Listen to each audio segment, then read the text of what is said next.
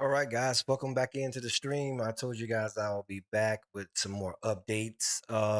And there has not been much updates that came out on the media side of things, just a lot of things that we kind of already figured. From my understanding, the latest we have is that they may have gotten a identity or a name for the suspect that did this to Charlie Kirk, and I want to get into that. But for the most part, my main focus today is I want to talk about how I come to be more on the conservative side. I know a lot of people may think that, well, you know what, I can't even say that because I'm not a conservative. So I have to preface my statements by saying that because I'm not conservative. I just tend to agree with conservative views a lot more than I do liberal views.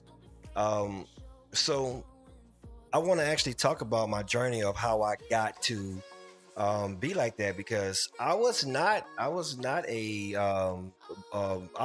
a Democrat all my life, pretty much from a kid growing up in an all black family and all in a black neighborhood. We really didn't talk a whole lot about politics. A lot of things like that was not on our mind. We just stood at we was just all in our own world. Like we just lived our day, went to school, and tried to have like the freshest clothes on and played basketball and stuff like that. We were never like really into politics, even though we knew who the president was. We always knew that that was not connected live in chat. We can try to. Is my live not? Oh, I didn't add Instagram back. Sorry. Hold on. Let me get Instagram back up. I mean, not Instagram, TikTok back up. TikTok is my favorite platform right now, so we can't do this without TikTok. Hold on, my friend. We will continue on. I just want to get TikTok back up. Come on, you can do it, Tiki Taki.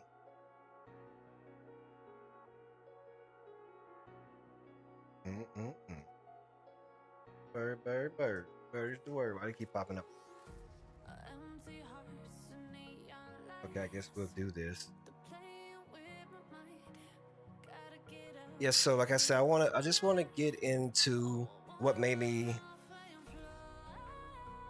well, how my mindset got the way that it did, uh, which will probably be a lot of. So I got some messages today and some comments of one of my posts today, which, fortunately for me, I don't really let what people say discourage the way, encourage the way that I think. I want to change this camera, so I'm gonna put it off. Canvas, bam, get you back on. Let's go, tiki taki.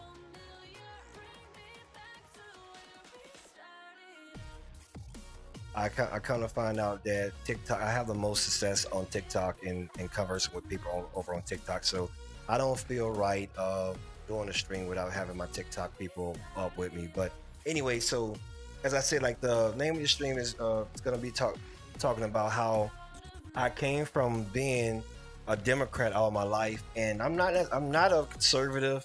I'm not a liberal. Don't really associate with myself with being a Republican nor Democrat anymore because of as you learn more and more about government, you come to understand that neither side is having the best interest at your full interest anyways. They're gonna always be self self motivated to build their own legacy. Is always about the money and the dollar bill. The best we can hope for now is to find out who aligns more to help our community and push forward the agendas that we think is necessary for us and our and our family in the future. So I'm gonna give you a little backstory about me and where I come from. What's going on, Kelly? How you doing?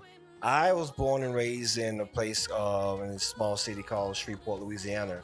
All my life up until I was about 16. I never really knew any other any other city nor state besides Shreveport, Louisiana. I had never really just been outside the state. Um, to me, going outside of Shreveport to Bossier and Mansfield, that was like going to another state. It wasn't until I graduated high school and was able. What's going on, Kale? How you doing, brother? And was able to move to Atlanta with my aunt, which my aunt is kind of like the person I always say that saved my life. My Thank you for liking the live over there, Kelly. And we'll get into that in another stream. But like when you're talking about like the person that I cherish and the most out of anybody on this whole planet is my auntie. But anyways, we'll talk about that in another story. But up until up until recently, basically 2017 or 18, I was always a Democrat. Like, and not because of I chose to be a Democrat, it's because of that's just what you were whenever you was born and raised in the black community. Everybody just automatically thought black people are Democrats, white people are Republicans. Let me check out this audio over here on Spotify. Hopefully, it's not up too loud. How is that? How is the volume over there on Spotify? The music. If it's too loud, let me know. I can turn it down, or I can just check it myself. Give me 1 second to check it myself. Uh, mm, mm, mm, mm, mm. Okay, I think we're good over there. Then it's not too loud. Um, Need to unmute it because I'm not gonna be able to talk with it in my ear like that. Mhm. Oh, what did I left out? Yeah. So we was always just under the impression that everybody was white, was a Republican, and everybody was black, was a Democrat. So when I moved out of Louisiana, it opened up my eyes to a whole different world. I only saw my future as being something like very, very minimal. Like I always knew that I had to keep the capacity and ability to do something a lot bigger than what my city would have given me like the avenue to do. So when I moved to Atlanta, it just gave me more free think, and I just thought like the world was my oyster. You know, I could kind of do whatever the hell I wanted to do if I really just put my mind to it. And I'm almost certain if I would have stayed in Louisiana, I probably would have been either with thousands of kids or in jail somewhere because the that's kind of like the stigma when it comes to that. Well, I can't really say that because my brothers and sisters they are not like coming in and out of jail. Like they live pretty okay, like normal lives, and so I can't really say that. My mom didn't. Well, not my mom, but my grandmother and my great grandmother, they didn't raise us to be that way. Anyways, we got our ass toe up whenever we did something that we have no business doing. So it kind of taught us discipline at a at an early age, and I kept that with me for a long time. And to be honest with you, the last time I really got into some real trouble was when my grandfather died. Ever since he died, there was no reason for me to get in trouble because he was the only person that could really discipline me enough to whereas it actually mattered. You know, so when he died, it was like something in my head just switched off. Like, you know what, ain't no sense of getting in no trouble. You know. But anyways, moving forward, so I can clearly remember before Trump running for president, Trump was in everybody's rap video, everybody's music video, commercials, all kind of ads, Jet magazine, everywhere. Trump was there, so we knew Trump as kids growing up as someone that we wanted to be like. And that was my first impression of Trump. I didn't know him personally. Of course, I didn't. A little kid from the ghetto in Shreveport, Louisiana, didn't know anybody named Trump. But I did know the figure that we saw on TV. Thanks, Mom, for the like over there. I did. We did have some connection to him in the urban culture because of he was kind of one of our idols. It wasn't up until Trump decided to run for president that the black community turned on him. And I think, and I'm not gonna just say the black community just did it out their own fruition. I think it was more so we were told who we can and can't support and like and love and hate. So I was just like everybody else. Whenever Trump ran for president, I was like, "Fuck no, ain't no way. I'm not supporting no Trump. I wish they would. I wish they would. Um, elect Trump, man, they move. You remember this? Oh man, if they elect Trump, man, I'm moving to a whole nother country. I ain't staying here. There was no way I thought that President Trump would become the president. I did not vote for him then, and I think I want to say at that 2000 for 2016, I want to say I actually voted for Hillary. I don't know if I actually voted that. No, you know what? I didn't vote. I didn't vote. Up until that point, I had the only president I had ever voted for was Barack Obama, and we'll talk about that in a whole different live. But the only president I had ever voted for up to that point was Barack Obama, and stupid me, I was just thinking for sure that Hillary Clinton was gonna win, and I wanted her to win. I didn't really know the demon that she would play out to be, and the skeletons that was in her closet. Because I was always like not necessarily told what to believe, but it was instilled in us like this is what we believe. You know, my mom had never set me down to say that, hey, you are a Democrat and you're gonna vote. She never done that before. Nobody in my family has ever done that before. And I don't think that ever happens in the black community in general. It's just like if you grew up as a black person, especially like in a poor town, and you like we did, like you're automatically just doing that. What's going on, T Flex? So, anyways, I was just like everybody else. I did not want Trump to become the president. I was like the same. I came from loving Trump from in the music videos and saying, "Oh, I want to be like Trump." Like Trump is like, it was all Trump. And then when the media told us that he was not a good candidate for presidency, I didn't like Trump. So when he finally won the presidency, I was like, oh man, this racist shit would have happened. They didn't want which was looking back on, like it doesn't make sense because I don't know how. Right. Well, we I think that we're gonna get past this T Flex, but all they did was they just breeded a whole lot of Charlie Kirk. That's all they did. Um, but anyway, so whenever Trump became president the first time, I just thought that was all like we actually voted somebody from TV to be the president, and they were always talking about how racist racism was going to break out and how he was going to do this to the black community and all this stuff was going to happen. And then I remember like being in like a year or two into his presidency, and I'm like, all the shit that they said that was going to happen, it didn't happen. So that was my first that was my first clue into like not really just believing what everybody else was saying. I still was like anti-Trump a little bit, but I was more open to listening to what he had to say and what his political views were. And that was the first time I actually started to go back and listen to something that Trump was doing. Previously, if there was a news interview or any kind of what you call it, um, briefing, I wouldn't watch it. Like I just, if I saw it come, I just go past. Like it was just second nature to not watch it. But it became a point to whereas like I need to start to pay attention to our president a little bit more because something's not adding up from what the media is saying and what I'm actually seeing with my eyes. And I started to listen to him a little bit more and actually pay attention to what he was actually saying. And then the very next day or a week later, I would see how the media would say that he said something totally different. And mind you, at this time, I was still not on Trump. I was not a supporter of Trump. But like me, I'm a fair person. Like I'm not one of those people to like try to bully down on people. I don't like to sit there and try to like if I see somebody getting beat up on, I'm not gonna just beat up on them because the crowd is beating up on them. Like fair is fair. So I was watching a something that he was an interview or something that he was doing, and then like a week later, the no, it wasn't a week later because that was fast on Trump.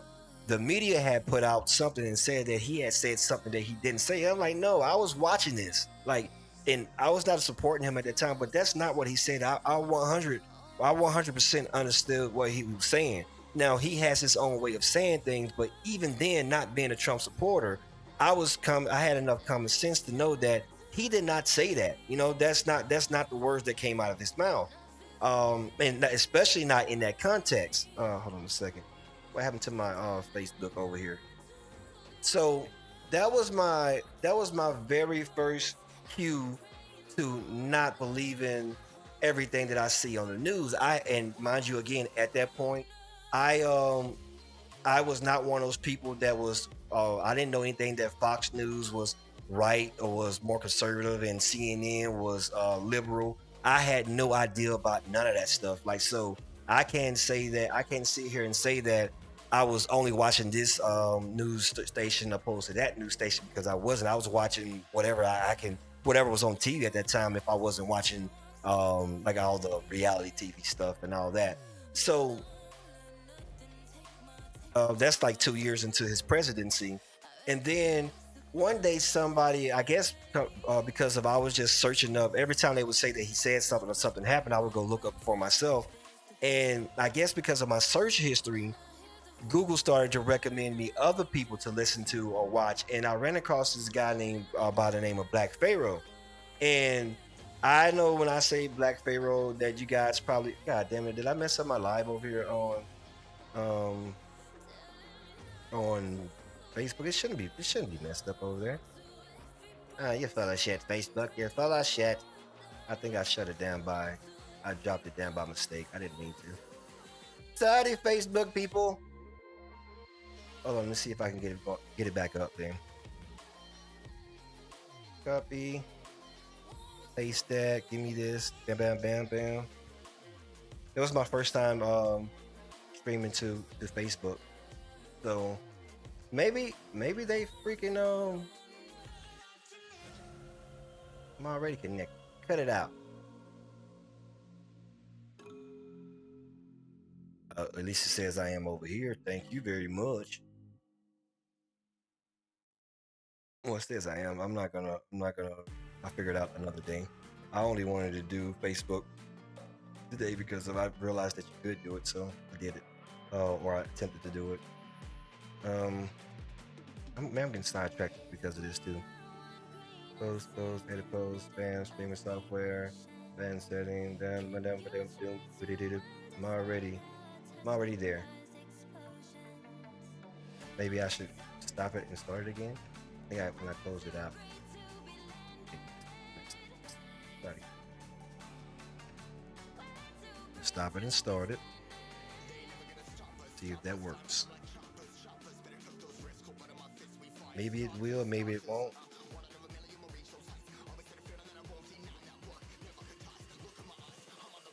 Let's see who we got in here. Follow. Hey, thanks for the follow, everyone. What's going on, Green Bear? How you doing? I'll get back into my story here just a second. I'm trying to figure out what's going on here with Facebook. Maybe if I delete it and then add it back again.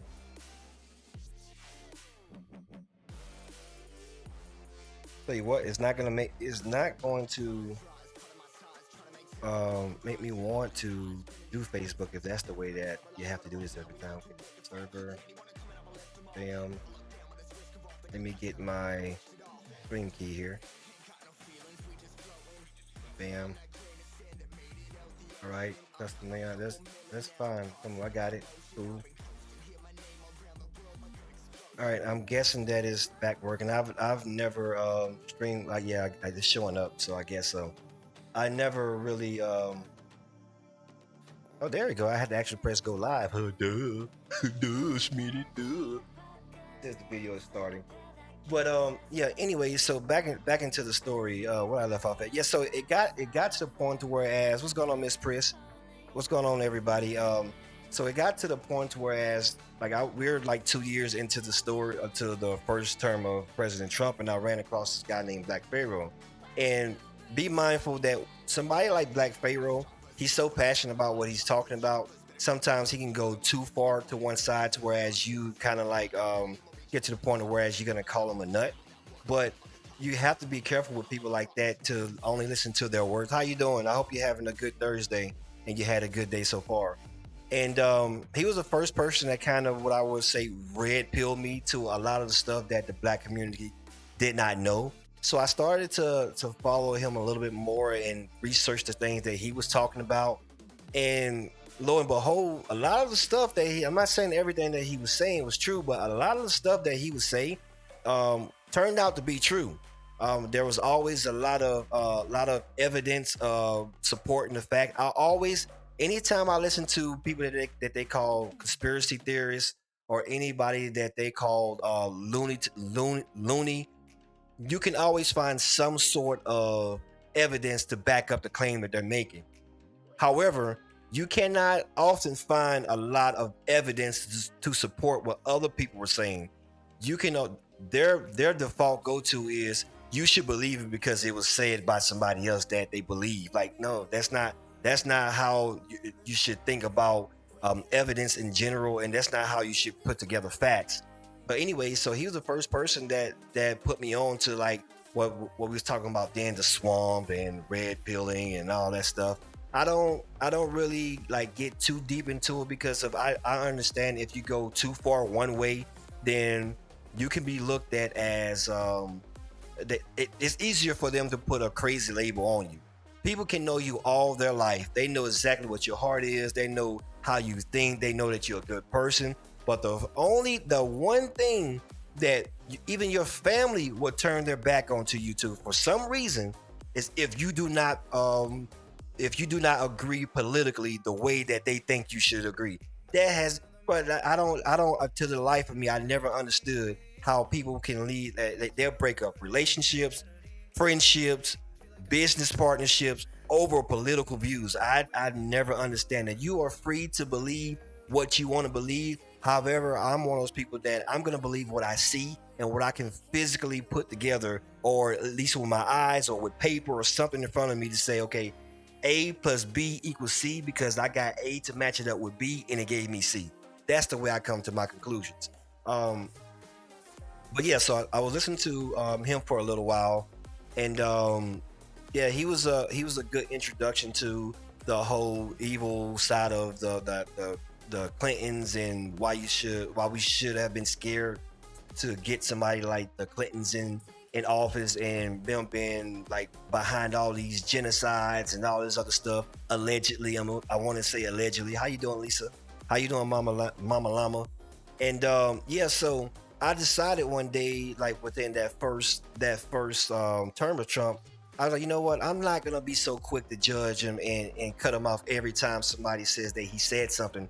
I want to start to find out what he said, and just like the one of the most recent ones was when Trump he was online, and this is not really about Trump.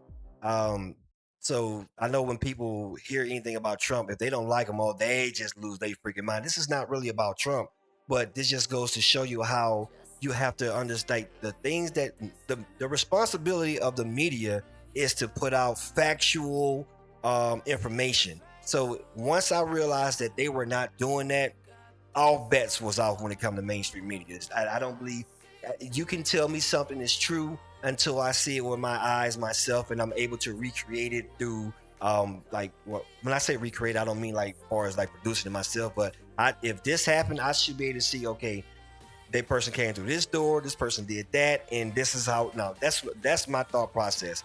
I don't trust the media no more after anymore. And like I said, one of the recent ones was when he was doing an interview, and he was talking about how a lot of the I want either the congressmen or somebody, pretty much the warmongers, they are so quick to send people like Americans off to die in these wars for no reason, but they wouldn't get out there in the war by themselves. And he framed it for as like, I would like to see this person out here in the front line with an AR, with a machine gun or something like that. And then the next day, the media got on TV and said that Trump said that he wants to put somebody in front of a firing range. I'm like, what are you talking about? That's like, that's not what he said.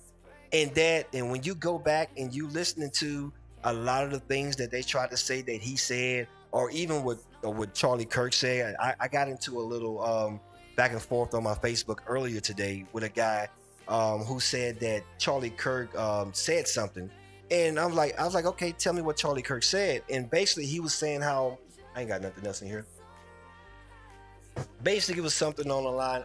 I remember the statement he was saying about um, Charlie Kirk was talking about how black people are worse off now than they were 50 or 60 years ago when slavery was a way bigger issue.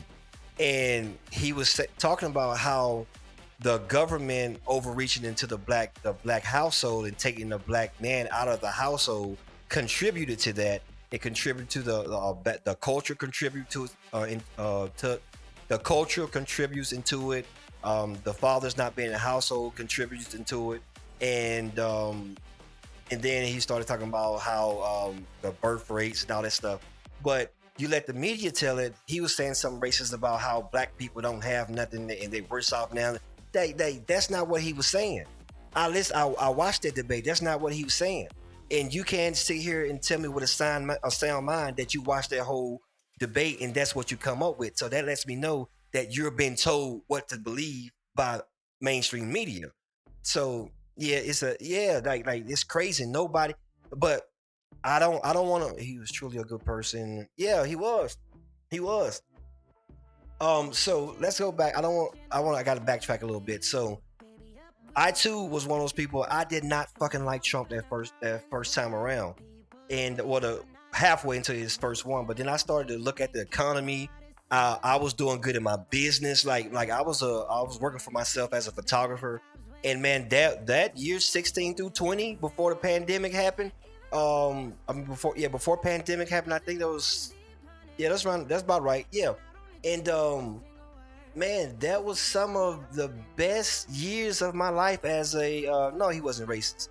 It was then like the economy was good, like black people was doing good, we had money. I was living in Atlanta, like black folks was doing great, so I thought, I'm like, man, they were saying all this stuff was gonna happen, how he was gonna let all this racist stuff happen, and he was gonna do all these laws against black people, and none of that shit happened. So whenever whenever it was time for him to do his second term, when his first one ended, that was the first time I was like, you know what? I'm going to vote this time. And that was the first time I voted for Trump. The first time I didn't vote for him, I didn't vote for him nor Hillary. The only person I voted for was Barack Obama. And which, like I said, that was before I really was hip to what was going on. And yeah, so now we're coming up to his second one, and at this time I'm like, oh man, they said all this stuff about it, and I proved a lot of that shit to be not true after believing it was true.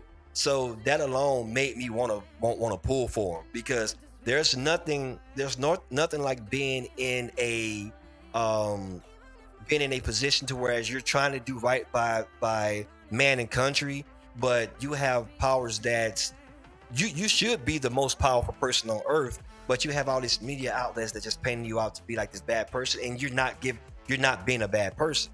So I kind of like fell for him on that end, and that's see not one of the streamers. No, heck no, like no, fair is fair. Like I'm not even if I was anti Charlie and I didn't believe in him, I would still get on here and say that it's wrong for somebody to kill him over his political beliefs. Like that's crazy to me. Like that makes no sense at all. But anyways, whenever Trump decided to run the second time, that's when I really got full blown into like I don't want to say that I'm Republican, because I'm not Republican. I'm not even full conservative. I do agree with a lot of conservatives. Some of my favorite people on earth are conservatives, so I tend to agree with what did you say the shooter in grave. Yeah, I'm gonna get into that. I think let's pause for a second. I think it's awfully funny how every time a person does something like especially towards Republicans or conservatives, or they want to blame something on somebody, he magically has engraved something. He left back these manifestos, and they want to clearly point towards a particular person with a particular motivation. And it's okay, brother. Do you see the shooter? You're welcome here, brother. We can talk about whatever. And thank you guys for the follow.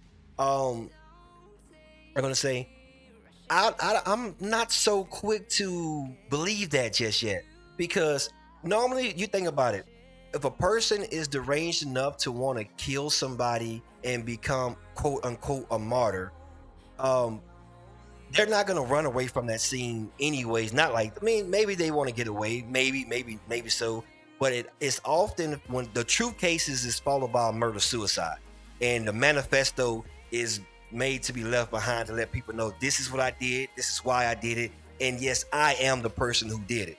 So I would not be surprised if the motivation is not anything to do with transgenderism or none of that. And I think it's gonna come down to be. I still believe that it's this person was sent there to do a job for somebody else that's much darker and much deeper than what the okay, so sorry, welcome to the chat. The media is telling is believing or leading us to believe, and rightfully so because they don't know themselves. I still think it's weird. I still think it's weird. The last question that was asked. Right, right. And supposedly, this is allegedly. I want to give out right information, but if you go listen to Alex Jones, there was a book that was put out on Amazon 9 hours or 19 hours before he was killed, saying that Charlie is a book something about him being killed at the age of 31 that was published it was either 9 or 19 hours before he actually died. Hmm, weird. But again, that could be something like down the conspiracy lane. I haven't got a chance to actually do my research into that. I'm just giving you all the information that I've heard so far that I am going to go and research and look into this myself. Sarah, they mentioned shooting was transgender related violence. His response was gang or non-gang related. Andrew Duco is weird, and now we find out wasn't great. Yeah, like this person went on. I So basically, he's an engraver. He's a professional engraver because he can. You have to have a small enough engraver to engrave anything on a bullet. Anyways, bullets are not that big. So in a five, I have a lot of 5.56 up there, so I know how big 5.56s are.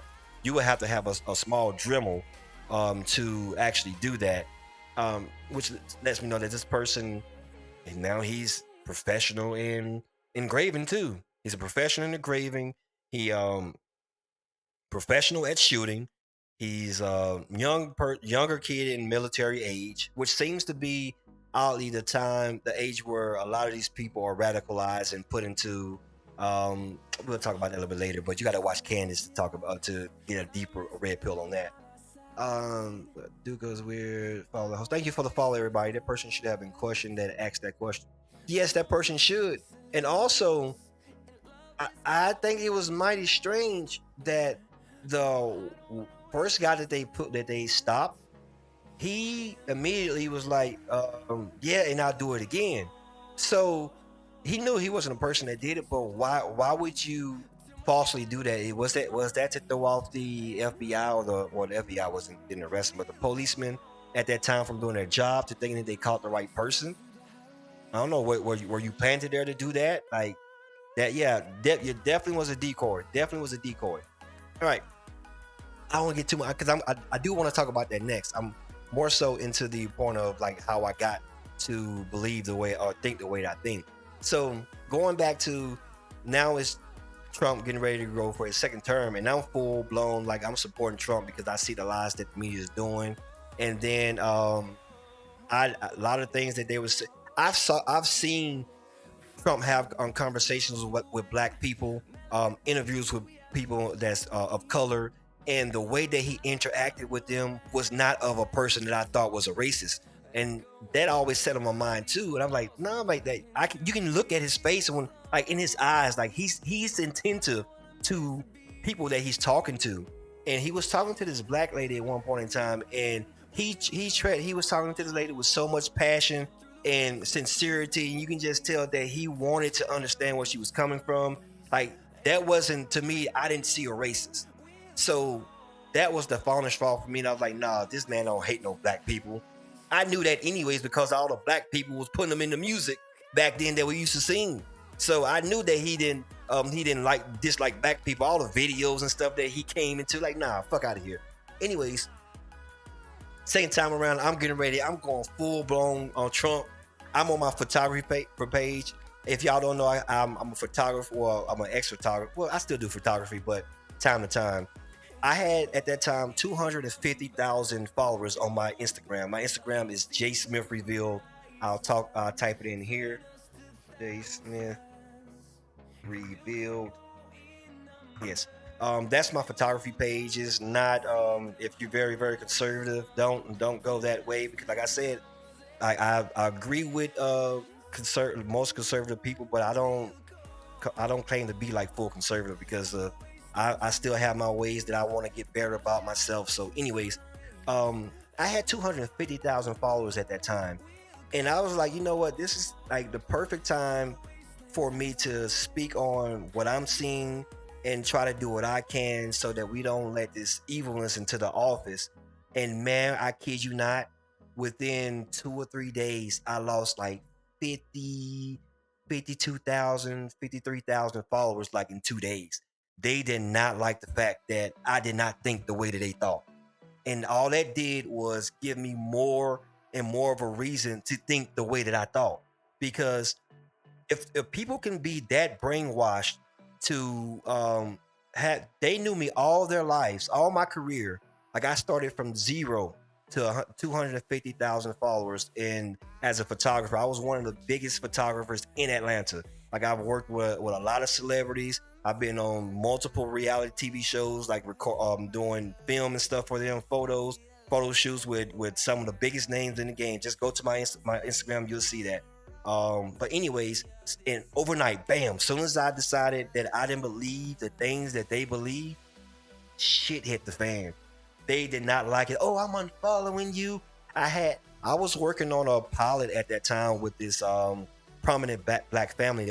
They were getting ready to, like, they're very well off. Well, they're not like well known, but they're very wealthy. But we were shooting a pilot for them to. It was almost like being like the black version of the Kardashians out of Atlanta. And overnight, that family turned over me. They was like, "No, we don't want to work with you no more. The way you believe." I'm like, and that was good money that I had lost. The community loves him. Exactly. That was good money that I had lost. That was a big contract. But luckily at that time, I was doing really well as a photographer. Um, bad for me was that second go around was when the pandemic hit, and I never forget this. Like I never forget, like it was yesterday. I was in Miami.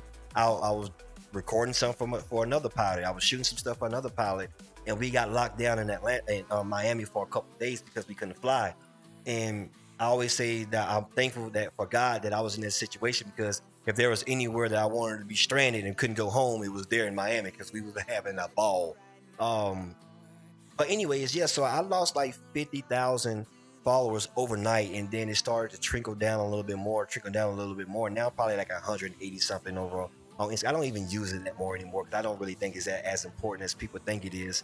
I'm probably going to end up turning it to another page, but I still have the passion for photography, so I'll probably still continue to keep that page open. Um, yeah. So moving on. So around that time, when they, in my beliefs, Trump was cheated out of that second election.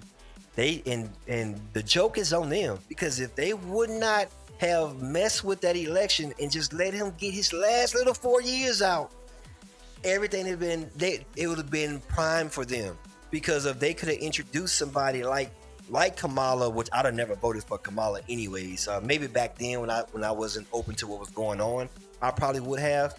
But by them doing that way, oh, I was upset. So I come from the first time not wanting him to be president at all to the second time saying like, no, hell yeah, he better be president. We're not picking no damn Joe Biden. Nobody don't even like Joe Biden. Matter of fact, Joe Biden, I gotta be careful how I say this. Black people, my people, have some of the most selective memories ever. They tend to not I'm not gonna say they tend to not remember one person being racist, but they can perfectly remember another person being racist. Like Joe Biden was always even when I was a Democrat, we was always like warned of his policies and how he didn't like the black community. Well, I can't necessarily say that he didn't like the black community, but a lot of his policies surely did lean that way to hurt the black community. So all of a sudden we forgot about his actions and what he physically did do laws and stuff like that towards the black community, but we turned on Trump, which the black community loved. Like that was so dumb to me. And then on the FYP post, man, I'm here. I was confused on the FYP post. What do you mean? Oh, you got to explain that to me. What is FYP post? You got to explain that to me, brother. I'm not sure. But yeah, so that second time when he didn't get it all, man, I was freaking. He didn't when Trump did not win that second election. I was like, damn, now the country is really gonna go down in flames. And to be honest with you, that was those years with Joe Biden. I'm with Charlie. I'm with Charlie. Charlie, hell yeah, I'm with Charlie. That's what I'm talking about. I'm getting into my story on how I became to listen, like to follow somebody like Charlie. Like you have to be here from the beginning to understand what I'm talking about. But maybe stand around a little bit longer, but I'm just going through my backstory. Thank you for the follow as well. So whenever Trump did not get that second election, man, I was real hard into listen to people like Charlie Kirk, Matt Walsh, all those people that I would have never have listened. Thank you for the bits as well, Stack. All those people that I would have never have listened to in the beginning. And honestly, I was even listening to a lot of Jordan Peterson with his Clean Your Bed. Like he wasn't a bad man. Hell no. Peterson, I'm not really sure where Jordan Peterson is now. Like I know that like a lot of his stuff, like, he's been in a lot of controversy from the thing, his beliefs changing. And I'll get to that a little bit later, but I'll listen to them. And then I was introduced to Candace Owens. Oh my God. I think Candace Owens was she still today is, in my opinion, first of all, I hope that she gets involved with Turning Point a lot more now that Charlie is gone, because if there's anybody that can pick up where he left off at with the same kind of grind and grit, it would be somebody like Candace. Candace is a little bit more stern. She's polished as well too, but I would love to see her get more involved with Turning Point, especially since her and Charlie kicked it off together anyways. But yeah, so I started listening to more conservative minds, and then when they would speak, I would be like, why do Democrats? Exactly.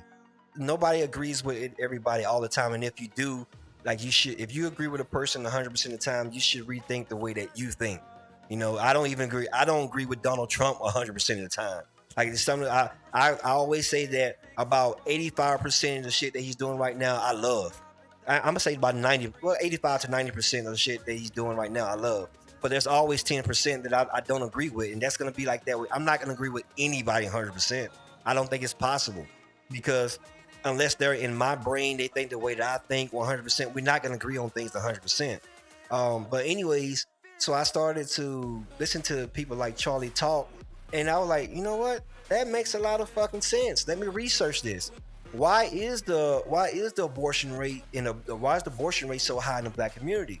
Why are all the abortion clinics around the black communities? Why are there a lot of ABC liquor stores in the hoods? Like why? Because people that's rich and wealthy, they love liquor too. They like it. So why isn't there a lot of it around those neighborhoods? So it made you think, and you went to go do your research. So when you are able to confirm or affirm something that they said it's wild getting into a debate on live. Yeah, get into debate. That is crazy. Like to kill somebody because you don't believe what they say. Like I would respect you more if you came up to me and said, yo, I don't agree with what you're saying, and I'm so pissed off with what you're saying that we are in a mutual combat state. I would love to take out my frustration on you and beat your ass in the ring. Do you agree? I would respect you more, and I would probably say yes, because I'm okay with some physical altercation, whether I win or lose. And after we have to agree. After that, you got either your ass whooped or you whoop my ass. Now let's move on from it, because we're not gonna agree whether you whoop my ass or not. We're still not gonna agree, because your ass whooping is not gonna make me change my mind. He spoke a lot of other people. Yeah, agrees 100% with everyone. Come on, it's getting wild. Yes, yeah. That I would respect you more. Like no, like this doesn't. Only thing this does is heighten the way that people thinks about Charlie Kirk, and people want you to believe just because I'm a black man or I come from a certain set of a certain category of life, I'm not supposed to listen to him. Like, no, he made a lot of sense about what he was saying, and then not only did he make a lot of sense, a lot of stuff that he was saying, I was factually able to prove. Like that's to me, it gets no simpler than that. And I left off at, oh yeah, so the same time he didn't get it, I was pissed. Um, I lost a lot of followers. Good thing for me, like my family don't really, because I live on my own anyways. I moved away from Louisiana whenever I was 17, and I kind of like went off on my own, and I'm still on my own now.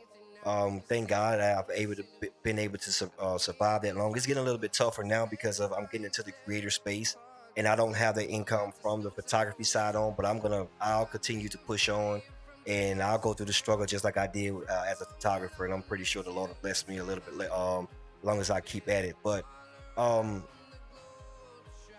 yeah, I don't get the fact that people dislike you just because you don't agree with them. Um, and even when I was a Democrat, just because I didn't believe what you believe, I didn't dislike you enough. I never had an issue with white people. I know that there's some dirty white folks, just like there's some dirty black folks. And to be honest with you, people always talk about how white people don't like black people and black people don't like white people. Man, listen, you forget there's more than just black and white people in this world. There's a whole lot of other ethnicities, and I can guarantee you, white people are more likely to accept black people than some of the other ethnic backgrounds. That's all I'm gonna say about that. I've been around all kinds of ethnic backgrounds. The white people are more likely to accept black people than some of the other ethnic backgrounds. And I'm not gonna say a name. I'm not gonna point at them. But hey, that's true. I lived it. I know it for sure. No matter where you go, it's always somebody that's other than white people not liking black people. Now, the thing is, they do it in different ways than white people do, because white people just gonna come out and let you know how they believe, how they feel. And I'd rather know how you feel from the beginning, so I know how to deal with you. Like I can not like you, and we'll be just fine. I did not know that was off back there. Um, yeah, Stack. What's going on, Go? Thanks for stopping by. I gotta cut this on back here. Off and on. I didn't mean to turn that blue. But moving on to that, so I kind of got sidetracked right there on that little rant.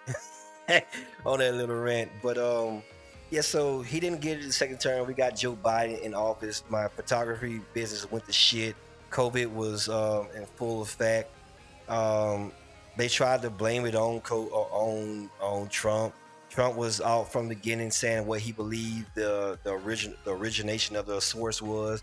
The media lied and covered it up, and lo and behold, now everything proven to be true. Everything that they said that he was lying about, that wasn't true, was loony. It all came true.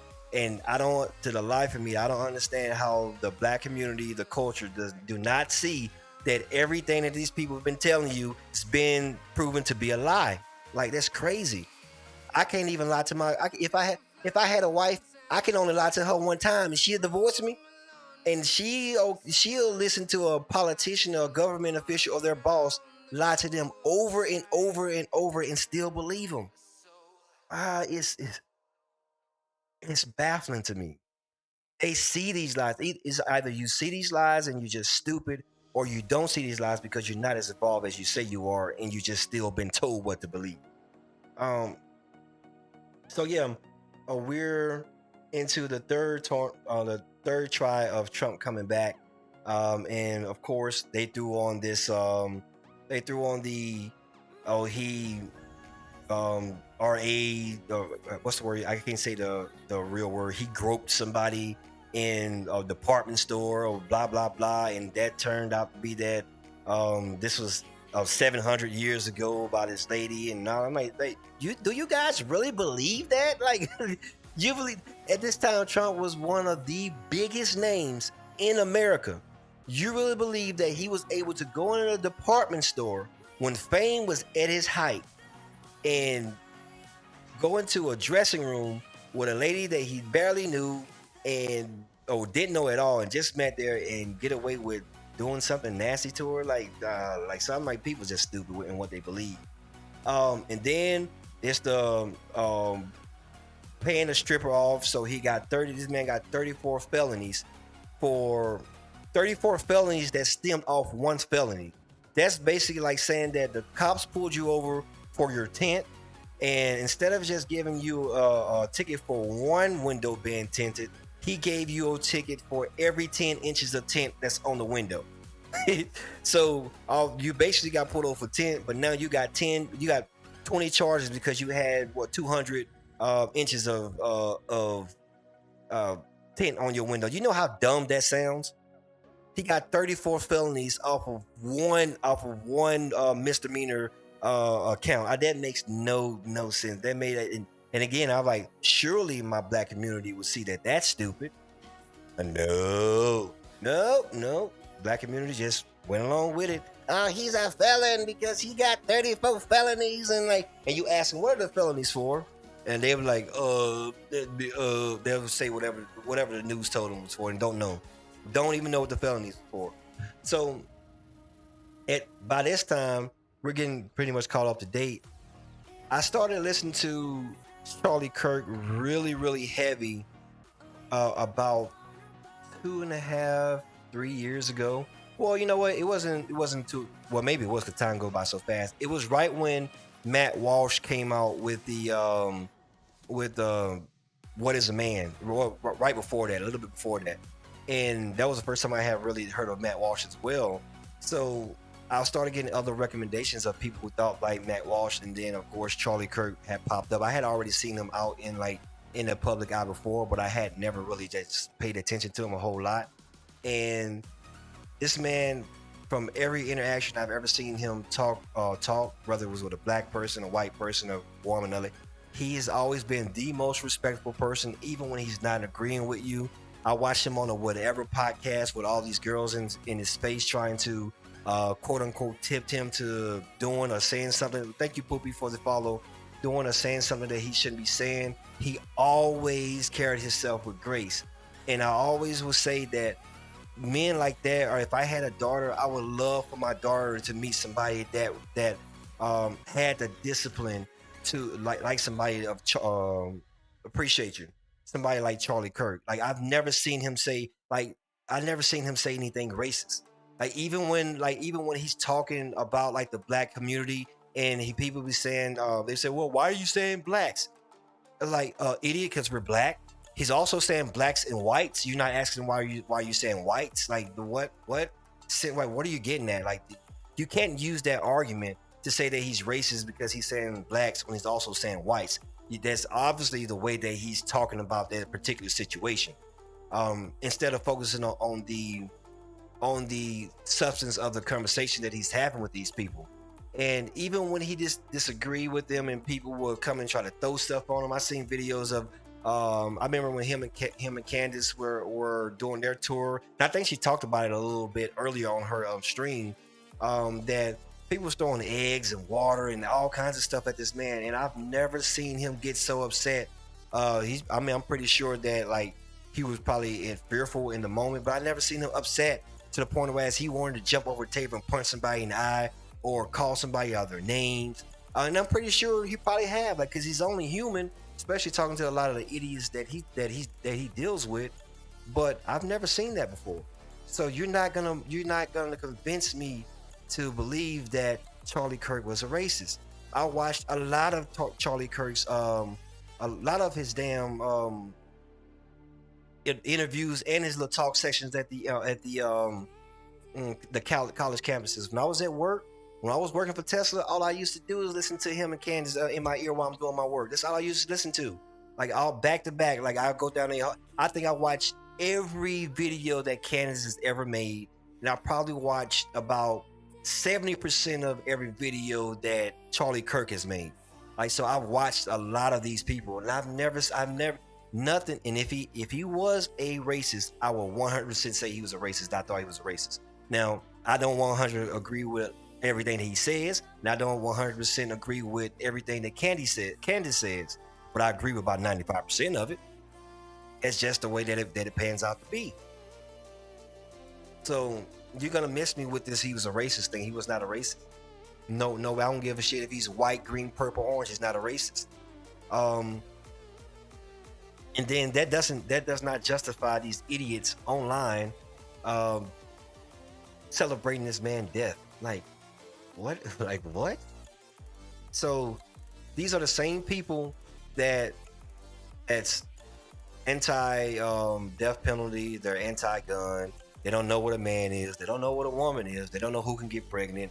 They all of a sudden don't know none of this stuff. But one thing they're clear on the fact that Charlie was a racist. So you're so sure about that, but you can't be sure of something that actually give you facts, but you have no facts to back up that this man's a racist, but you're so sure on that. I do not get these people. I do not get these people. All right, so that was kind of like, I know it's probably, I didn't have like a outline. I just opened up this stream and start talking about like how I came to think the way that I think. And I know when I go back and look over the live, I'm not going to edit any of it because I think that's going to be the beauty in the whole stream. But I'm pretty sure it's all over the place, which is fine with me. I want to now talk about a couple of things with this Charlie Kirk's incident that does not. I should have been playing this in the background. It does not add up to me. For some reason, it does not add up to me. I was speaking earlier about how the person was able to get on a roof 200 feet away from, or meters feet, whatever it was, away from Charlie, climb up there either from the outside or the inside, um, get on that roof after people know that somebody was just on the roof trying to kill President Trump because of his political beliefs. And his security never looked at, they're looking at every direction except the roofs. And I'm not saying that I'm not saying that they had anything to do with it at this point. I don't know what to believe, but that is mind-boggling to me. Secondly, they have video footage of him walking up the stairs. Now, from what all accounts, it make it seem like that he was walking up the stairs to the roof that he would later be laid on. Let's see if I can find that video or that photo. Because one thing that I did not see as he was walking up those stairs was a backpack on him or anything that could carry a concealed weapon. And the reason why that's important is because if he was walking up to the this is Charlie Kirk's body being brought back here to Arizona. I live about 30 minutes away from where Turning Point. And you would assume at this point that Charlie Kirk's family is in one of the SUVs following. I think there's at least two of them following behind right now. We don't know when any funeral or memorial service will be held, but we did get the... That's just eerie, man. That's just eerie to watch. Just the thing, just yesterday morning, this man was one of the, he's still going to be one of the most influential people to the younger cultures, the younger community, all cultures and all communities, actually, especially the younger ones, to see that that's his body being carried away because somebody just unalived him like that during the event is weird. Anyways, going back to, so this, I'm going to see if I can find this picture or this video of this guy. And one thing I did not see, and I'm gonna let you guys see this with me. Oh, this is another one. I didn't see. This is live. Okay, so I'm gonna go here and say, look like they're getting ready to have a press conference. They may have gotten some more information that we don't know about, but I want to find this photo of this guy. Look, so let me find this photo and let me pause. It's been nearly 24. It's been near. One thing I don't, well, maybe that is a backpack right here. That actually it does like it's a backpack because of, yeah, I'm seeing the humps there, but I still don't think that was big. And well, maybe you could break down a rifle big. I can break down my rifle big enough to make it smaller, but I also have like an AR pistol. So what's going on, White? So, and now that I look at this on a better screen, I do see that he actually does have a backpack.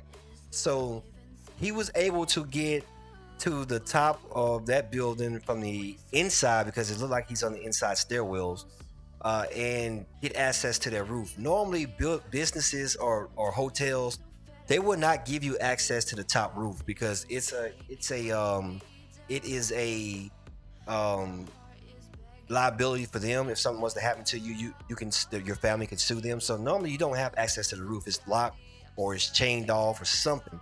But this guy, for some reason, was able to get to the roof. Not not only that, what else do I find weird is the fact that they say that they got footage of him coming in at 11:52, something like that, and he's going straight into that building. How did he scout out what would be the perfect place to shoot Charlie from? Is what I don't understand. Unless he was there already walking around that event looking and saying that, oh yeah, I think no, this is the right place. Let me see if I can get over there. Then he walked over there, made his way upstairs, and was able to get up there and shoot Charlie, knowing obviously he would have to know that he can get access to the roof or try to get access to the roof because a lot of things will have to fall in place for him to execute this the way that he did it. So that's the first red flag. Like nobody saw him walking around trying to scout out a perfect place to shoot Charlie from because you have to first know where he is to pick a place out. So the lack of him walking around the event to find one is suspicious. The second thing it leads me to believe is that he had to know where Charlie was going to be sitting at. He had to. There's no way that you just picked that. If you didn't scout that area out, that means that you specifically went to that area, knowing that you would have a good shot at it. So either way, I smell bullshit. I smell bullshit either way. Either you got to have footage of him walking around that event, scouting out a place to go to, or he already knew where Charlie was going to be set up at. Now maybe they set up the tents for Charlie the night before, and he was able to see it. Maybe we haven't gotten that information so far, but I smell bullshit, and I know bullshit when I smell it. Something's not right here. And then the second thing is this. Well, the third thing would be the engravings on the bullets. You will come to find if you follow Candace or if you follow anybody else that tend to like push back the narrative when it comes to high profile assassinations. A lot of these tend to have some kind of manifesto, clearly pointing at some kind of reality or reason why. And I'm always weary when it comes to manifesto because I see manifestos as a way for someone to throw you off the real reason something happened. I never really just 100% believe manifestos. That's just the way my mind thinks. So he's a professional engraver. He was able to take time to engrave what he wanted to engrave on this bullet. So somewhere in his house, somewhere you should find an engraver. So maybe he destroyed it or something. And then what else was it? All of a sudden, it's a person that's a part of the LGBTQ community. He doesn't. I could be wrong. I don't know what people of the LG. I don't know the standard look of him. But this guy does not cross me as somebody that's a part of the LGBTQ community, and he does not cross me as somebody that will kill you over your beliefs of it. That's just my. I don't see that. I believe what my eyes is telling me. I don't see that. He obviously know his way around the rifle very well. He know how to get himself sighted in for 200 yards. Even though 200 yards is not a hard thing to do if you have basic mechanics of handling a firearm, especially a long range firearm.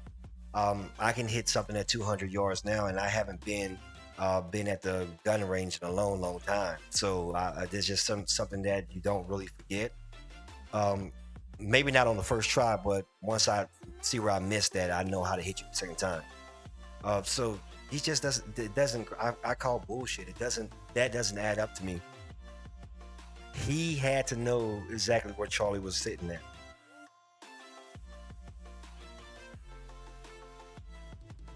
And that's what I have to say about that. I don't believe it. Man.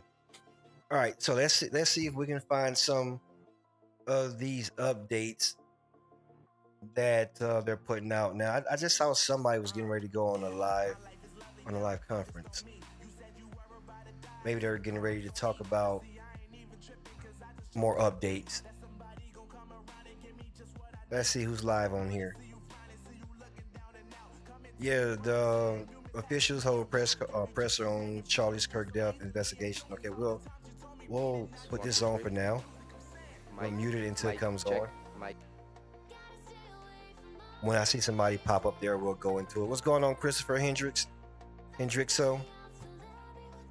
Oh man, the fact that this happened like that, the way that it happened to Charlie, I'm just praying that Candace and people like Candace and Carson Tucker and Byron Donaldson and Officer Tatum, I don't care what color or creed they are, if you are one of those true speakers of when it comes to the conservative side of things, man, just get yourself some better protection, because as we can see, these people are bold and they are deranged. I don't remember the last time that somebody from a conservative side that's proven to be a conservative unalive somebody that was liberal. We probably punch you in your face because you was doing something to us out in public, but nobody has planned to do any. I don't know anything factual. They keep saying something about Nancy Pelosi, somebody coming to our house or something like that. That turned out, I 100% from what I remember, that was somebody else that was deranged, that was actually liberal, that was mad about something else. Like it could have been some money or something that they fucked them out of. You never know. You never know with these people. So I don't remember it. I don't remember it. And I made a short about this yesterday. That the one time that I thought that a Republican would do some harm to a Democrat was when Barack Obama was elected. I was like, y'all better not touch our first black president. You better not touch him. I thought for sure that they was gonna try to kill that man. And by all accounts, he probably have gotten threats just like every other public figure get threats. But there's nothing I can remember that nobody attempted to kill Barack Obama.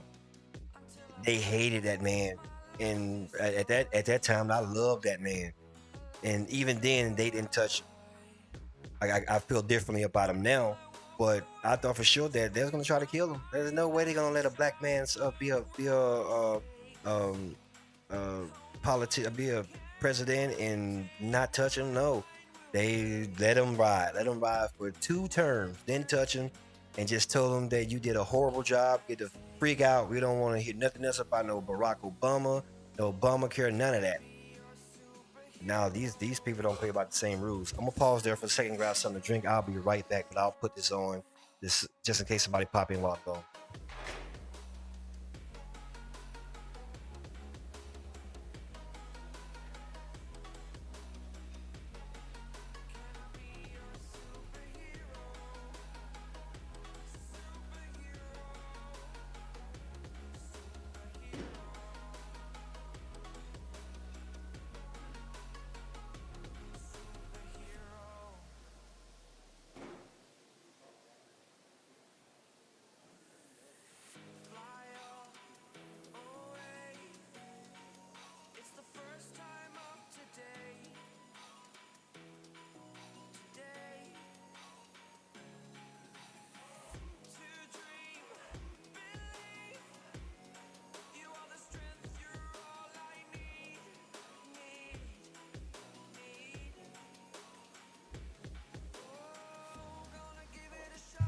And I'm back. All right, I just gotta look at a few things here. Put it up.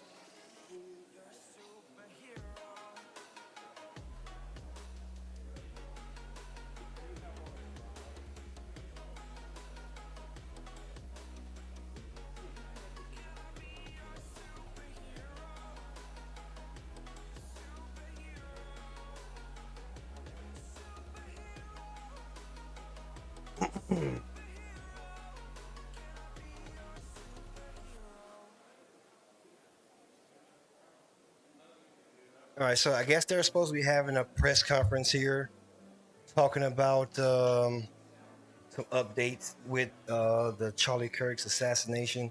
What I don't understand how this guy can get away that fast and be gone for that long. They tend to find people so fast, but they did not for some reason having issues with finding this guy. And then it looks like we had two people to try to run interference for him in the beginning. Why are they having so hard of a time finding this guy? God damn it, I forgot one more.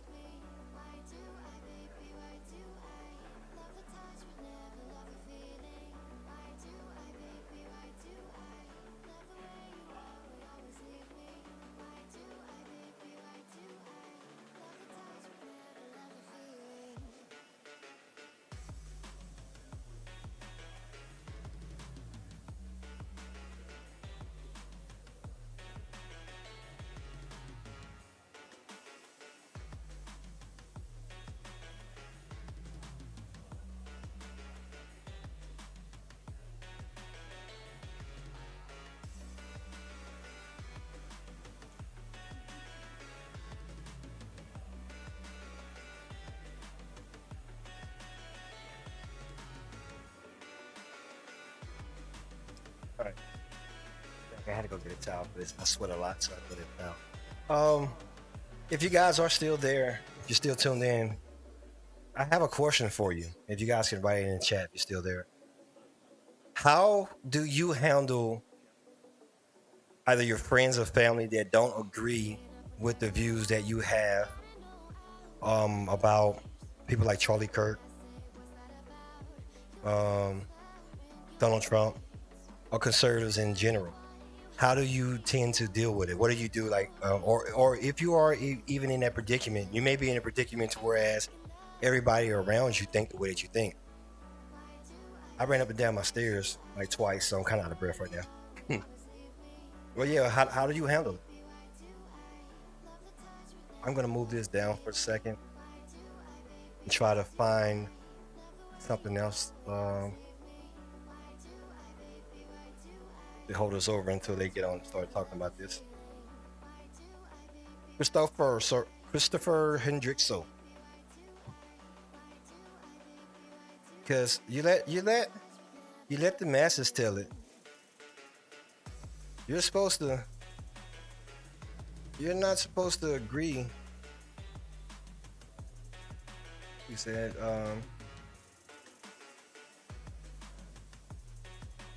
I respect their point of view, but also hold my own views. I agree to disagree and allow space for it. I think that's probably the best way to go about it. And it's depending on like the people that you surround yourself with, it may be a little bit easier said than done. Some people have enough common sense to be like, you know what, now this is not the time or place for this conversation. So when you say that it's over with, it's over with. Let's let it go, and we can go on and having a respectful relationship or conversation. But not black people. Oh no, not black people. Oh no. Y'all may not know this. What's going on, Brando? Appreciate you liking it live. But when black people do not agree with you, oh my lord, they'll cut off. They can know you all since you was a little baby in the womb. When they don't agree with you, especially over politics, which they really don't have a good understanding of for the most part. I'm not saying that all black people don't, because I'm not ignorant to the fact that I'm a black person, just like I'm smart enough to get out there and understand what's going on in the political world. There are a lot of black people, and we saw it this election, a lot of black people that's smart enough to go and find out things for themselves. So I'm not saying that. But politics is the one thing that when black people don't agree with other black people about, they will cut you off completely. They don't care if you're their family. They don't care if you're their left hand. If they don't agree with you on it, they'll cut you off of it, and don't even know why. They can't even like think about it. Like, so you think you really not gonna talk to me anymore because I wanted to go with Trump over Barack Obama? Like, really? And their answer will always be yes. We are the one people like they. Black folks are likely to forgive a person that murdered their family member before they forgive somebody that they don't, or they are cordial with somebody they don't agree with political. And that is mind-boggling to me. I don't understand how. Mind-boggling. And I know when a lot of them say this, oh, I made a post on my Facebook earlier, and somebody that I haven't spoke to in years, I haven't spoke to him since high school. Even when I was in high school, I don't think we even spoke. But he wrote on here, oh, you're cooning. Like, you fucking weirdo. What are you talking about? Just because people, I saw this man a different way than what you saw him, I'm cooning. Like, there's black, like I said, one of my favorite people on earth is a black person. That's Candace Owens. And then they'll say, well, you only like her because she's cooning too. Oh, I hate with these idiots. These freaking idiots, man. If you don't 100% agree with them, it's gonna be a big issue.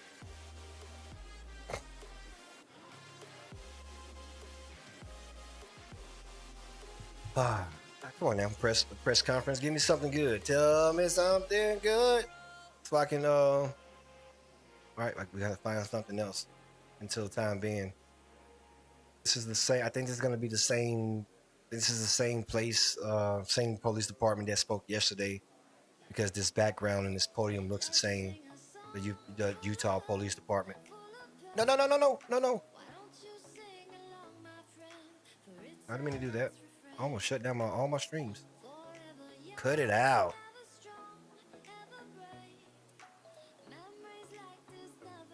Yeah, but I do agree with you, Poopy, that you just gotta understand that people don't agree the way you agree and be able to move on. That's just all it is. Like, I'm not gonna come and try to kill you because I don't agree with you. Give my whole life up for you. No.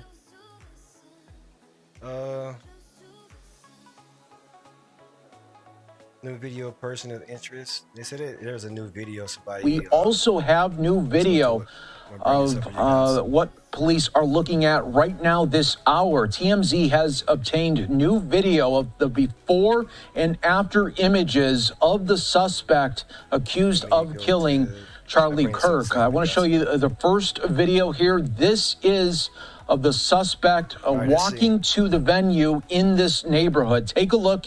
You can see the images now of that suspect. They're walking in the street. And if you can see, the person is walking with a limp there. And it is believed to be because that person has a rifle in the pants and they are walking very difficult because of that object that is inside of the pants. Take a look here of that limp right there.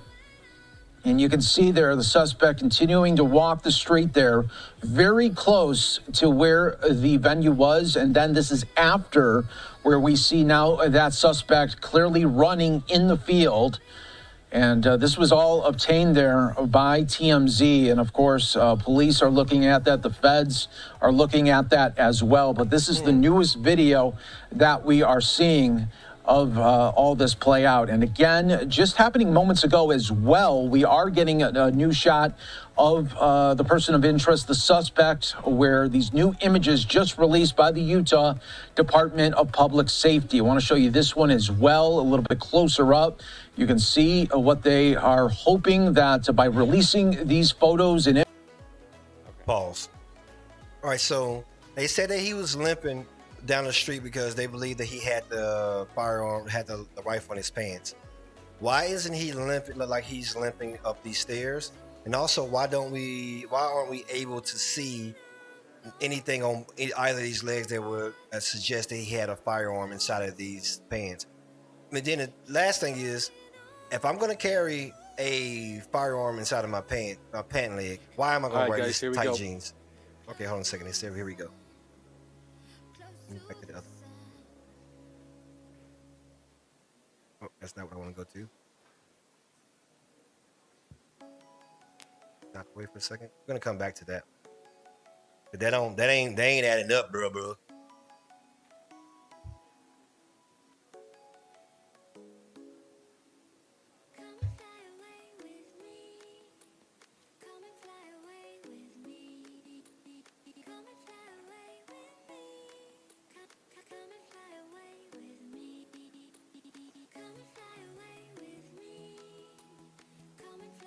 Come on. Come on.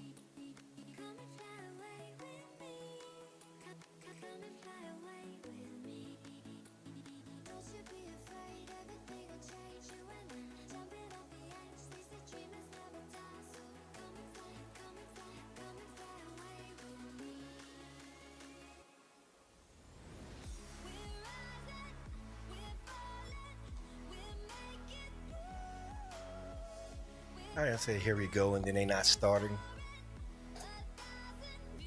Guys, if you're still in here, do me a favor, like and share the live if you guys can. Like I'm gonna start doing this every day. And the support and love will be much appreciated. I want to get myself out there to much eyes as possible, so I can converse with people of like and different minds of the minds. So if you can just give me a couple likes, share, subscribe, whatever you can do, I will really appreciate it. Thank you, everybody. I appreciate you much appreciate it. I think this is the same Utah Police Department because this looks like the same setup from yesterday. I guess it would make sense because it's happened in Utah.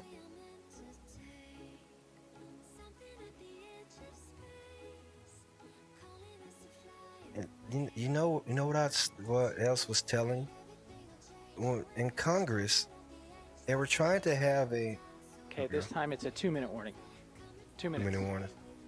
Okay, and they were trying to have a moment of silence for Charlie Kirk inside of Congress.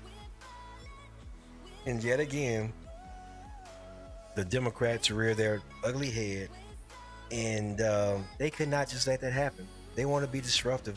They was not going to allow for the people to pray on the floor of the Congress for Charlie Kirk. Now, if that had been the opposite way around, and let's say, God forbid, somebody like AOC was hurt, do you think that the conservatives in that building would have not allowed people to pray for AOC? And I'm only saying AOC because that's the first person that came to my mind. I know her and Charlie Kirk are in two different professions, but they're still in the same field. But do you think that the conservatives would have done that? The conservatives would have been happy to pray for and wouldn't have wished death on her either. Like I don't follow no damn AOC. I don't believe nothing she says, but I do not want nobody to hurt AOC. Like, why is that hard to understand?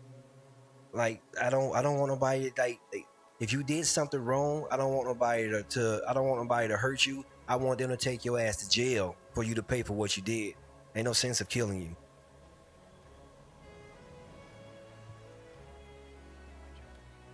Thank you, Brando, for liking the live. Appreciate you, brother. We're gonna get into Cash Patel too, man. I'm kind of disappointed in Cash Patel a little bit, but. Hi, everybody. Thank you for being here today. My name is Hillary Kellner. I am the Communications Director for the Utah Department of Public Safety. This evening, we have FBI Director Patel, FBI Deputy Director Dan Bongino, Special Agent in Charge Robert Bowles, Governor Spencer Cox, Lieutenant Governor Deidre Henderson, and Commissioner Anderson, as well as Commissioner Bo Mason, as well as some local partners here present with us today. Governor will kick it off. Ladies and gentlemen, thank you for joining us here tonight. We appreciate the media and the partnership we have with you in helping us to get information out to the public so that we can catch this assassin and hold him accountable. We are going to share a portion of a video and that we have of the suspect, as well as some new stills. Those have already been released, but we want to make sure that they get as much attention as possible so that we can get help from the public in tracking down this evil human being. So we're going to cue up the video right now. Show that. I've asked Commissioner Bo Mason if he would narrate to you what is happening in this video. Thank you, Governor. Bo Mason, Commissioner for the Utah Department of Public Safety. If you look up to the top left, you'll see the building where the shooter was proned out in the top left corner. We'll go ahead and play that video and I'll narrate as we walk through that. So here you see the suspect ran behind that upper building. He's going to come out on the right, moves to this far right corner. As he does, he's going to climb off the edge and then drop down to the ground. As he did that, he left some palm impressions. There's some smudges, some places we're looking to collect DNA. There's a shoe imprint where we believe the suspect is clearly identified as wearing Converse tennis shoes. Again, we'll replay that again so you can get another view of that. Damn, you know how? That's a long Importantly drop. Note his black T-shirt, his black pants, and there appears to be some white on the soles of those Converse tennis shoes. Those are all identifiable items that we're looking for. In the stills that are going to follow this, you're going to see a very distinctive T-shirt with an American flag and appears to have an eagle on it. There's also a baseball cap with a triangle on it and a pair of sunglasses.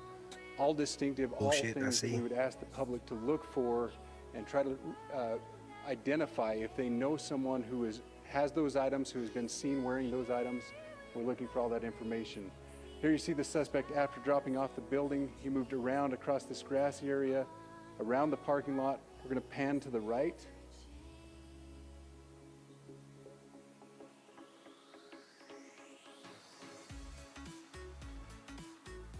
After he crosses the street, this is where he moves over into the wooded area. This is the video evidence that we utilize to track his movements and to locate that firearm in that wooded area following the discovery of this evidence. Good. You want to go to the stills? So here's the still photographs. I mentioned these have been enhanced. So these are slightly different than what we introduced earlier. Please pay close attention to the T-shirt. Like I said, very distinctive with that American flag and that eagle. The hat with the triangle and the sunglasses. If you'll go to the next picture, please. The backpack as well. All identifying features that we're hoping the public can help us identify and lead us to this suspect. Next picture. And again, there's a better picture of the hat with that triangle logo. And again, the T-shirt, blue jeans, and you get a good look at those Converse tennis shoes as well. We have pushed these out. We'll continue to push these out. And we just ask for the public's cooperation through the public. The tips that have been coming in are what are giving us our next leads and enabling us to continue to further this investigation. We've had great cooperation from the public, and we're continuing to ask for that as we move forward. Thank you, and I'll turn the time back over to Governor Cox. Thank you so much, Commissioner Mason. I want to thank Director Patel and his team. It's great to have them on the ground with us tonight. We've had several briefings, and he's had an opportunity to walk the crime scene. We appreciate our local law enforcement here. Again, we have Mike Smith, who is the county sheriff here. We have all of our local chiefs of police that are here as well, all working hand in hand with the state and with the FBI as we move forward with this investigation. Now, I'll just give you a little warning. We will not be taking any questions at this time. We're giving you the latest information we have, being as transparent with everything that we have. But I do want to share a couple things that I think are important. We cannot do our job without the public's help right now.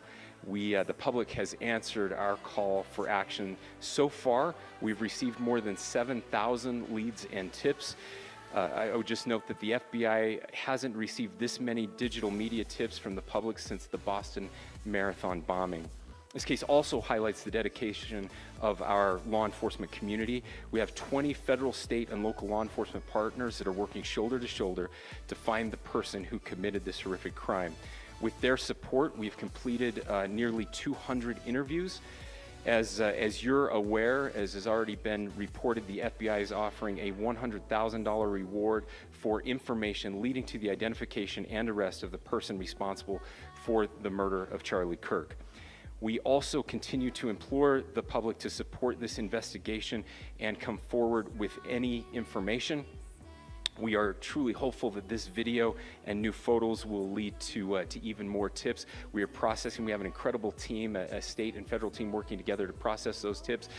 We are going out in tandem to interview any potential person of interest or suspects. But we need, again, we need as much help as we can possibly get.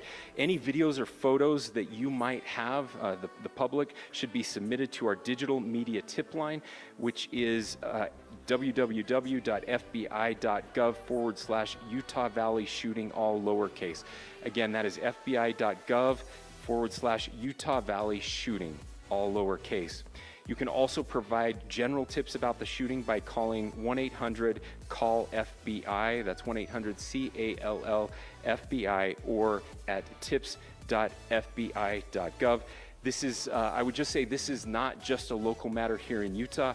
We have people all over the country that are helping to bring this perpetrator to justice for Charlie Kirk and his family. I will just add as well that, as was mentioned, there is a lot of forensic evidence that is being processed right now at both the state lab and the federal labs, federal lab on the East Coast. So we are working in tandem together. I would also just add a word of note for those people who are spending so much time on social media. I think Charlie said it best, that when things get bad, we should put our phones down and spend a little time with our families. There is a tremendous amount of disinformation. We are tracking our team, the state team, and I'm sure the federal team as well. What we're seeing is our adversaries want violence. China, we have bots from Russia, Obviously. China, all over the world that are trying to instill disinformation and encourage violence. I would encourage you to ignore those, to turn off those streams, and spend a little more time with our families. We desperately need some healing. We'll have more to say about that in the days and weeks to come. More than anything, we are going to catch this person. Last thing I will just say is we've been working with our attorneys, getting everything that we need, affidavits ready, so that we can pursue the death penalty in this case, and that will happen here in the state of Utah. Again, to the public, to those who are grieving, thank you for your prayers. I know we are feeling those prayers. I know the Kirk family is feeling those prayers as well. We pray that God will bless our nation at this very dark time. We can start healing by finding this perpetrator and holding him accountable, and we need your help to do that. Thank you. Cash ain't gonna speak. Bonjoni ain't gonna speak. All right, so I'm gonna pause it right there, and I'm just gonna speak on some of the things. Oh, yeah, I didn't mean to do that. That I noticed, right? And this has nothing to do with these guys giving us the information. But what does not make sense to me? Let's go back here. So they clearly showed us a. Excuse me. We just went over a video of them saying that he was walking with a straight leg. Excuse me, because he had already had the firearm in his pants legs. Now, when we watched the video of him going up those stairs, it did not look like he was walking with a straight leg going up those stairs. Both his legs seemed to be bending. And it also seems that that those pants was probably a little bit too tight to put a assault or AR in or rifle in, and nobody noticed. That's the first thing that doesn't make any sense to me. And I'm not saying nothing about the FBI. I'm just telling about what I'm seeing. Like, that's just calling what I see. And the other thing is, if you're insinuating that he put it in his pants legs to be able to, you have to be insinuating that he did that so he can be able to get it out fast enough to shoot and move. And I would be more inclined to believe that, but the fact that whenever he made the shot, he was very fast in breaking down the firearm, obviously, to get it off that roof, because I didn't see him drop the. Maybe I need to watch it again. I didn't see him drop the firearm off the roof before he jumped down. I didn't see a firearm drop. I saw a backpack, so that would insinuate that he broke down the firearm and put it in the backpack. So if he broke it down to put it in the backpack, why not just have it broken down already in the backpack and while you're going up the stairs and walking around? It seemed like that would be the most logical thing to do, especially being that it's only really 2 parts to put together a AR. Well, maybe 3 if you're talking about your bulk carrier group, but it's not that hard of a thing to take it out of the bag, put it together, because he broke it down pretty fast. I don't know, but and then what would be the purpose of? I don't get that. So let me watch this again. I want to see if this guy in the top left corner actually throw the gun down. It doesn't look like. Walk through that. So here you see the suspect ran behind that upper building. He's going to come out on the right, moves to this far right corner. Okay. As he does, he's going to climb off the edge and then drop down to the ground. As he did that, he left some palm impressions. Right, so I didn't see smudges. That's a backpack. He just got a backpack with him. DNA. He didn't have. He's not running around with a firearm in his Where hand. we believe the suspect is clearly identified as wearing Converse tennis shoes. Why not Again, we'll just? replay that again If so you we can go break it through down that fast, you can put it together that fast. Why risk Important to note his putting the black firearm t-shirt, his inside black pants. of your pants legs and your pants legs with those pants that's not that loose, and risk being made out that way? Because I think that if a person has if you have a AR inside of your pants leg and I'm around you, I'll know it. I'm gonna think that you have a fake leg, or I'm gonna think that something is not printing right. Even when your leg is fake, like there's telltale signs of that. But I don't get that. Maybe it's something I'm not seeing right here. I'm not saying that what they're saying is lines just don't, right off top, it just don't make sense to me. And the second thing is, how did he know that he would be able to jump down on that side of that roof with that much confidence and not injure himself? He did not attempt to go back down those stairs. So he just knew that I can hit him right here and I can run to this side and jump off. How did he know that? You think that was just luck, something that he just figured out in the spare of the moment? Or and you think that was just something he figured out in the spare of the moment? Just took a deep dive, okay? Risk hurt his knee, twisting the ankle, breaking the leg. He knew how to jump from higher places, because that's not a short distance to fall. That's not a short distance. You have to know that you'll be able to stick that landing. That's just my opinion on it. Yeah, this ain't no ordinary person. I don't think this is gonna be an ordinary person. Not by a long shot. This is not gonna be an ordinary person. I think that he's a younger person that has some training.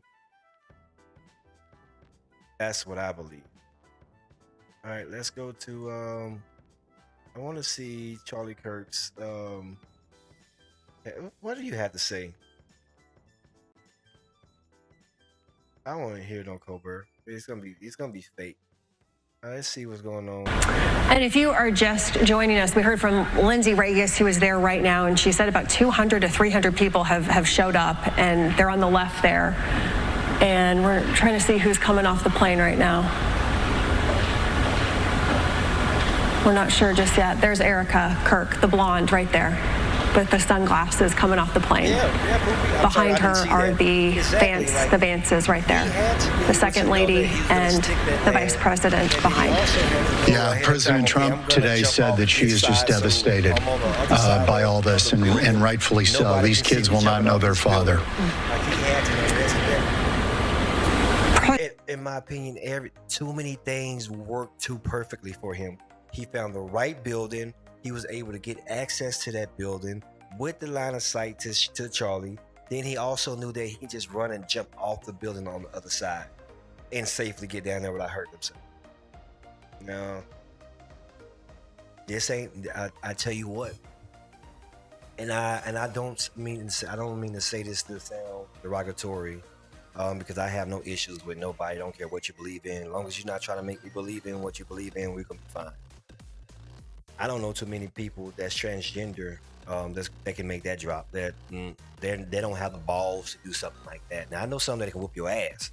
I know a lot of people of the LGBTQ community that will put the paws on you, but they don't. When it comes to stuff like that, they're not jumping off no buildings. They're not doing no skydiving. That's not something that they really want to partake in. So. Maybe they're not saying that this guy is transgender. He's just being a martyr for the transgender community. Nah, he ain't no transgender. I tell you that. No. Nah, they take a means. They take a means to do that. I don't believe that. No. I don't think that the real. Thank you for sharing the live, Poopy. I don't think that the motive behind this had anything to do with Charlie's standpoint on transgenderism and women and men's sports and men and women's sports. I don't think it has nothing to do with that. I think that bullet engravement is to point at somebody that it'll be easy to say, well, hey, this community is upset with Charlie anyway, so this is what we're gonna say who did it. It's just like them saying, "Oh, Russia did it," when it's what they call it, false flag. I feel like that's a false flag. Ain't no. President Trump did say that he had heard that. We saw him running off that roof with with some fingernail polish on, running in a weird way. You know how they tend to like trample along. Then we can say, yeah, this is somebody that's part of that community. But I don't, even if I'm distraught about how your beliefs on that community, as a straight man, I'm not gonna go and take your life over that. No, I'm not gonna do that. This guy was hired, and he knew what he was doing, and he knew where to go to after he did. The funeral will likely happen in about a week or so, probably the next weekend. And probably here. And probably here is what he said. Again, just what he said today. Nothing is set in stone as far as the funeral goes just yet. And of course, when that does happen, when we hear anything, we'll pass that on to you. Yeah, I think, we talked about the horror of seeing this on social media. Imagine bringing your side project to life just by thinking about it. Live stream there. Initially, like I said, I just wanted to give a little background to how I got from where I was to where I am now, as far as the way I think. And eventually, in the future, once I get a lot of more participation and I get out there a little bit more, I'll share my full story, my full background, and hopefully we can build from there. And I don't want to get to the point where it's this was always my vision to get into the political side of things while gaming and talking to people of all kinds of backgrounds and getting their perspective on things, and do it in a fun way. I don't want to just be I never planned to be just a hardcore commentator on political things. I want to talk everything from political things, cultural things. I like gaming, as you see. I'm going to go do some streaming here just a second over on TikTok Studios, gaming. But man, I can't wait to see what we can do in the future. And thanks to everybody who came by and shared it live and gave me some likes. Thank you, Poopy. And there was quite a few people who joined in and commented. Above Stacked, Sarah, a lot of you guys came in and just gave me just one response. You don't understand how much that means to me, especially by me being such a small creator. I'm going to try my best to do this a lot more often. I think that this situation that happened with Charlie probably was the needle on the haystack for me to let me, not the needle haystack, the needle that broke the camel back, whatever it is, and gave me the motivation to just go out here and actually do it. So I want to say thanks to you guys for participating in the stream, and I hope to see you guys out here with me and discussing some more topics in the near future. So until then, if anything else pops up, I'll pop up again on live, and we can discuss it if I find out any more information. But until then, you guys have a great night, and I hope you have some good sleep. And maybe we can catch this killer before morning rise.